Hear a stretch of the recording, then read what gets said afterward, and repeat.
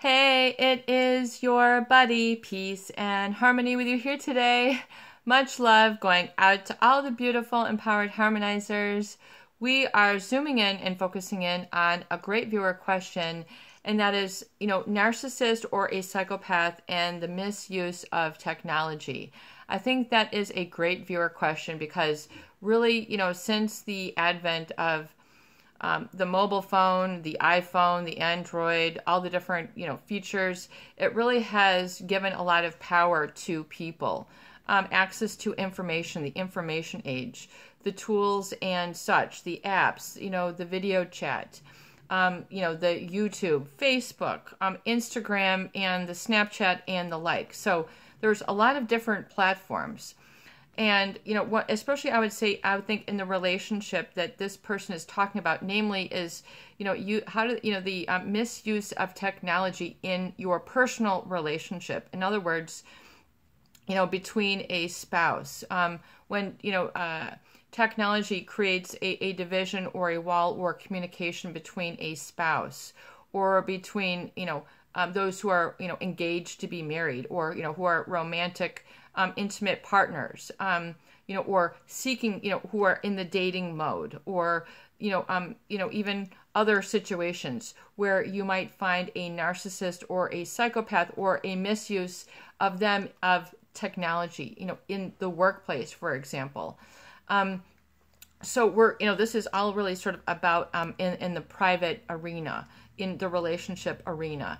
So, namely, it's all the tools and manipulation tactics that they are as a person, but blown up and magnified with technology. So if these people are wanting to sort of use the device as a replacement for attention to you, or it is used then as a way to sort of create a barrier or a wall when they want it erected. So even when a wall is not appropriate, for example, you're going out to dinner with a narcissist or a psychopath, and they're always checking their phone. They're not giving you eye contact. They're not talking to you. They're just sort of talking while you're around.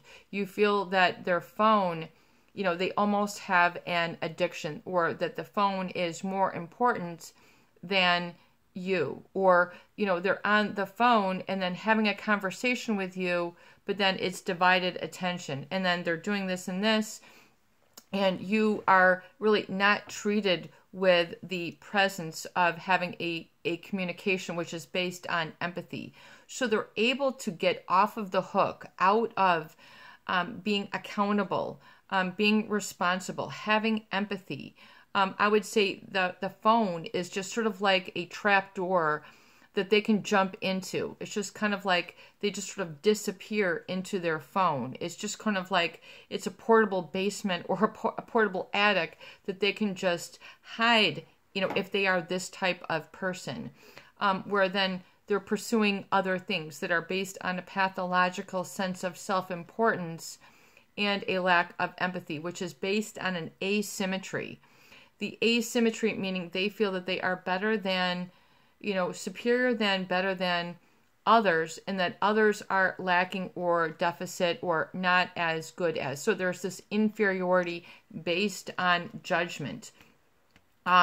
Judgment that they then are, that is founded on their sense of grandiosity or entitlement, which is the narcissist basically foundation. They have a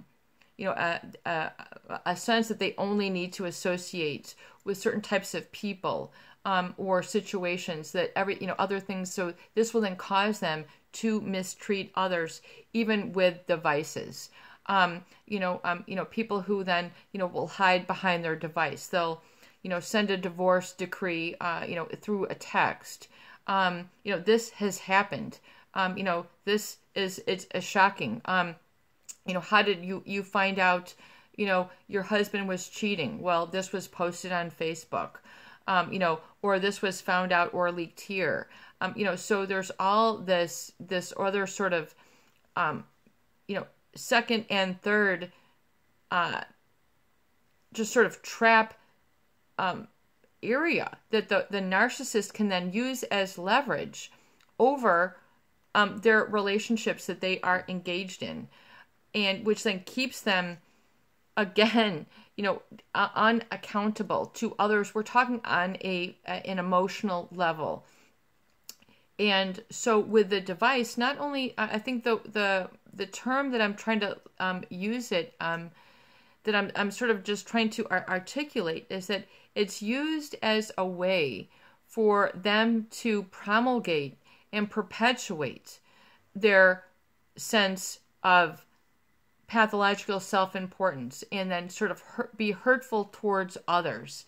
Meaning that when they are married and they're engaging in an affair, they are texting and you don't know. So there is there's all other dimensions, I would say, or levels of deception that the narcissist will engage in.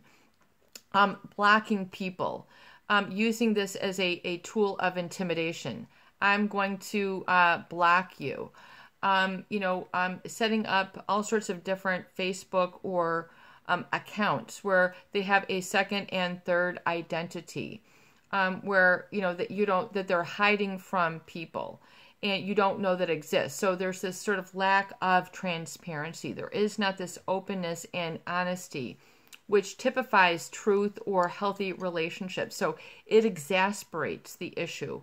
It makes it easier for them to engage in their flights of affairs, their flights of business behind other people's back, their ability to engage in so to keep in the deception. In other words, the other spouse will not find out until it's put on the news or is put on Facebook, or so there's this lack of communication. So I would say the device then creates more of a gulf, of more of a division, more of a separation, and sort of a deficit of the ability to trust. I would say once that the mask has dropped from a narcissist or a psychopath, and you see that they have done you wrong, what they have done, how they have deceived you, how they have mistreated you, so you've seen them for who they really are,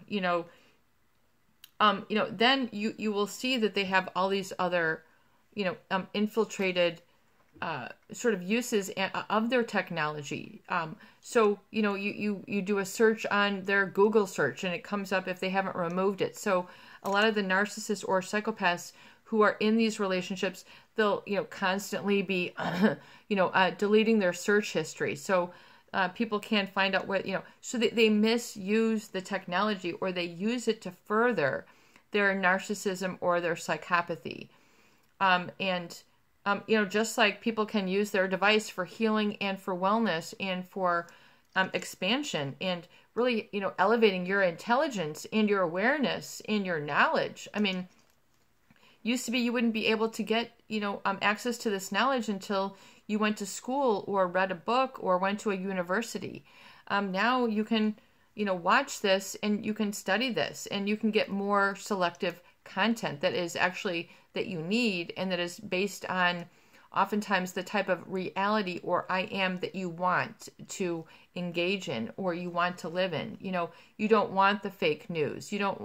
We're not going down that path, but what I'm trying to say is, yes, I would feel that the devices are used more of a tool for manipulation, also for good, also for sharing, also for a lot of positive, but you also do have to acknowledge and validate that these oftentimes, the phones make it possible for a psychopath to have a double and triple life where they're married in one place, but then they've got another liaison in another country or another whatever that they're engaging in, and they can keep it hidden and very easily. I mean, especially if the spouse would not check their device or these different things that people then become, once they realize this, they become like a super sleuth and they are saying, oh my God, well, if this, then this, if this, then this, so you have to realize that,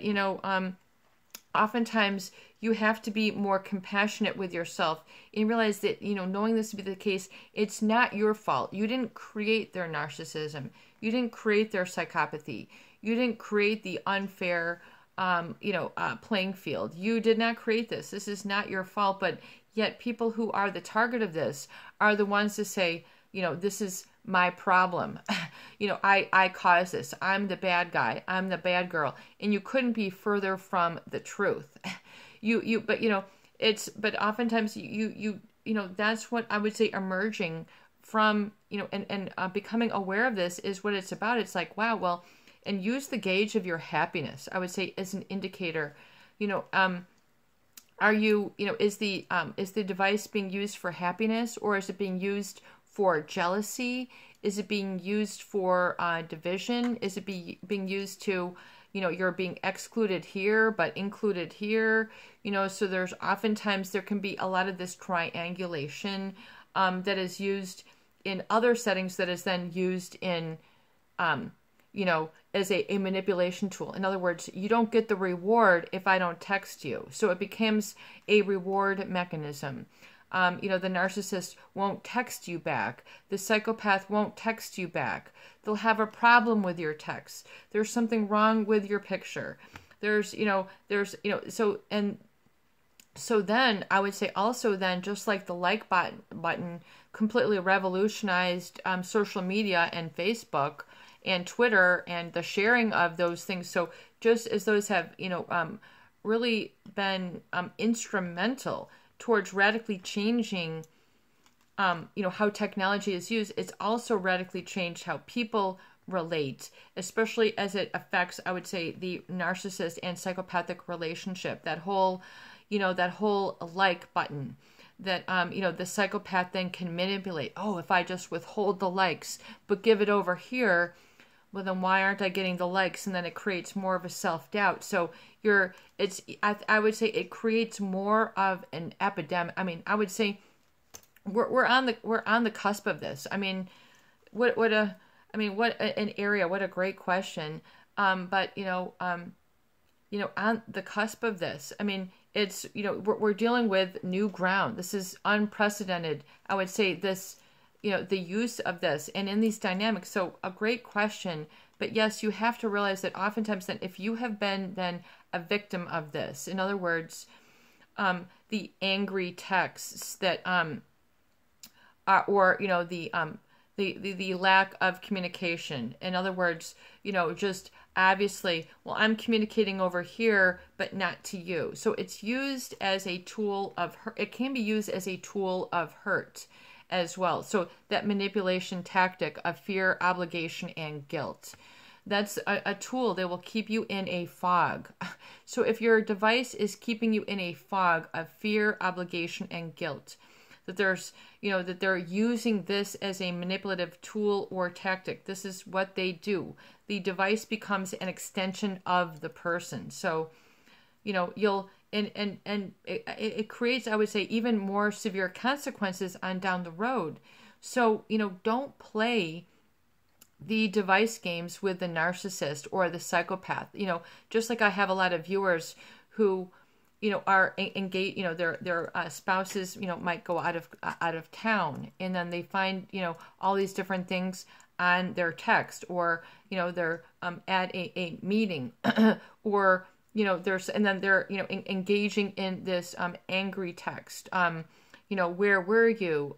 Why didn't you respond? Did you do the dishes? I mean, whatever all the aspect is that is going on in that communication, then you've got people fighting through text, which is not healthy. Of course, it's going to happen to some degree, but I would say for a lot of couples or a lot of workplaces, where this asymmetry is then set up, it's then creating more of a ground for hostility as well as the manipulation tactics. So then people don't realize what is happening. So you have to then pull yourself back and then not engage in and be a counterforce to that force. In other words, do not, fall to the stoop of that sort of race to the brainstem that the narcissist has. In other words, do this for me or do that for me, or it's not even do, it's, fall into their game, fall into their tactics, become their pawn. So you become helpless and really then eventually hopeless if you become just sort of moved around by the device. The device is then moving you. You are not moved around by the device. So it becomes a very important aspect of leverage that you need to acknowledge and validate, especially when it comes to your happiness and fulfillment in your life. This is your buddy, Peace and Harmony, with you here today, and I hope that these videos do help. Please share, please subscribe, and for goodness sake, please donate for more great tools, videos, discussion, and support. Peace out, peace in, peace be with you. Have a beautiful day.